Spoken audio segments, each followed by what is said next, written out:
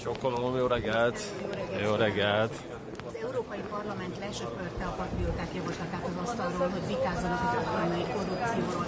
Ön ma szóba fogja hozni ezt a kérdést? Hát én azt gondolom, hogy az őrület az a legvisszafogottabb kifejezés mindarra, ami zajlik itt most Brüsszelben, miközben az egész világsajtó arról ír, hogy Ukrajnában egy háborús mafia működött, egy korrupt államhatalmi rendszer. Aközben az Európai Bizottság elnöke von der Leyen asszony most újabb 100 milliárd eurót akar Ukrajnába küldeni az európai emberek pénzéből. Ez egyszerűen őrület. Az ember azt gondolná, hogy egy normális helyen ilyenkor villámgyorsan leállítják a kifizetéseket, és egy azonnali pénzügyi elszámolást követelnek. Szerintem ezt kellene tenni, azonnali pénzügyi elszámolást követelni, a kifizetéseket leállítani, egy háborús maffia, egy korrupt rezsim számára pedig leállítani a kifizetéseket, európai emberek pénzét többé egy ilyen háborús maffiába elküldeni nem szabad. Úgyhogy természetesen fel fogom hozni ezt a kérdést, az meg a brüsszeli demokrácia állapotáról mond el mindent, hogy egy ilyen súlyos ügyben még a helyzet megvitatásának lehetőségét is elutasítja az Európai Parlament. Peace initiative, United States new peace initiative, which circulated immediately. Is it true? And what about the negotiation in Budapest? Yeah, what I know about this is the following, based on what I heard on the meeting between President Trump and Prime Minister Orbán just very recently in DC, is that the American president is still absolutely committed to bring forward his peace efforts.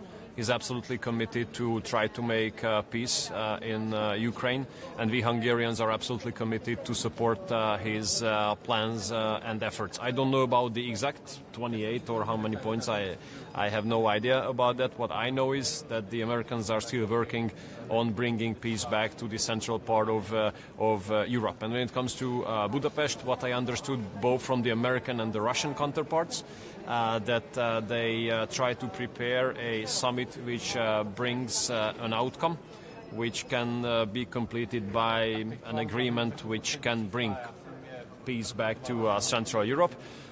And there's one thing around which there is no question, which is the venue. So we're ready to host the summit whenever the participants are ready. How do you think will the latest corruption scandal in Ukraine will affect EU support for Ukraine financially? Normally it should. Normally it should. So if Brussels and the leadership here in Brussels was normal, then they have immediately should have stopped the payments to Ukraine, and they immediately should have demanded for a financial clearance. We have to know what for the money of the European taxpayers was spent in Ukraine. The whole global media circulates the news about the operation of this corrupt system, of this war mafia. And I have to tell you, this is the most moderate expression that I'm going to use now. It's crazy that the President of the European Commission sends a letter to the member states to give another 100 billion euros to Ukraine. So you say Come on. I mean, are we crazy? So there's a war mafia, a corrupt system working in Ukraine, and then the European Commission President doesn't even mention it in her letter, and instead of stopping the payments and demanding for immediate financial clearance, she wants to send another 100 billion to Ukraine. I mean, come on, this is insane. That's a scandal. Please, Hungary first.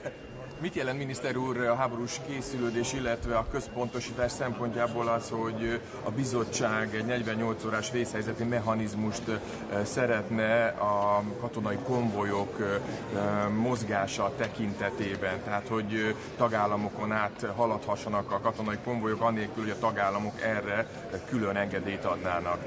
Van egy háborús pszichózis Brüsszelben.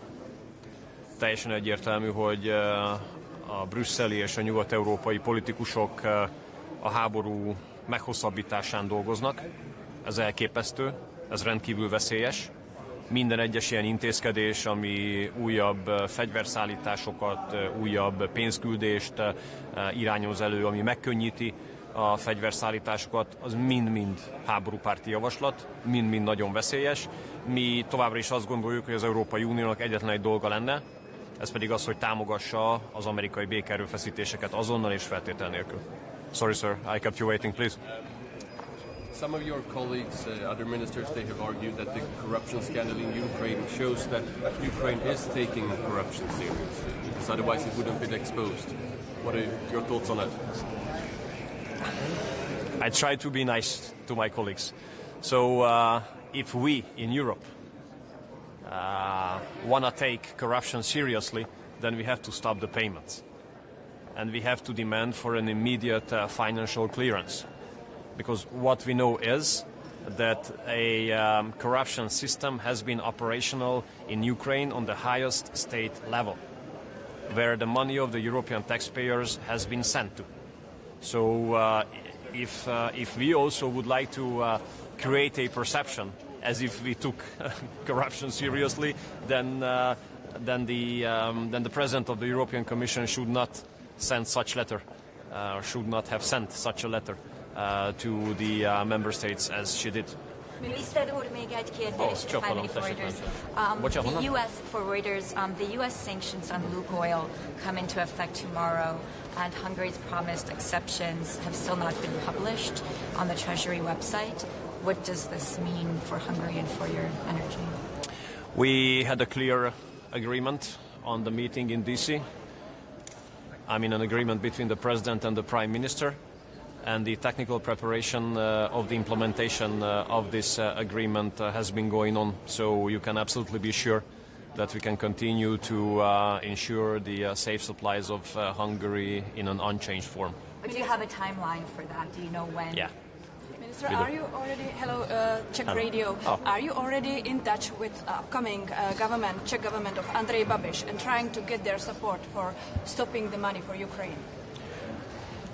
Well, first of all, my Prime Minister and the former and upcoming Prime Minister of the Czech Republic have been in constant contact. They are friends, they are allies, they are both funders of the Patriots for Europe, so it's natural that there's a continuous contact between them. So they communicate regularly to each other, as we do communicate on different levels between Fidesz and ANO and the coalition partners. Of course, I myself congratulated to the new speaker. I myself congratulated to some of the new members of the parliament.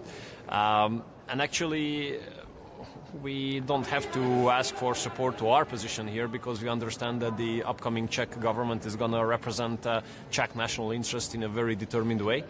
And as far as I remember, those times when Prime Minister Babis and Prime Minister Orbán were simultaneously in office, they have cooperated pretty well.